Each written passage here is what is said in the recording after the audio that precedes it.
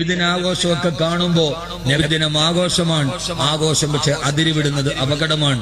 വലിയ ബോക്സുകളൊക്കെ കെട്ടിവെച്ച് കാതടപ്പിക്കുന്ന സംഗീതവും അള്ളാന്റെ റസൂലെ വിരോധിച്ച ഡാൻസുകളുമായി ഈ സമുദായം ഇങ്ങനെ ചെറുപ്പക്കാരുടെ ഒരുമാതിരി ലെവല് കെട്ട ആഘോഷമായി നബിദിന റാലികൾ മാറി എന്നത് വളരെ വളരെ ബോധത്തോടു കൂടി ഞാൻ പറയാണ്.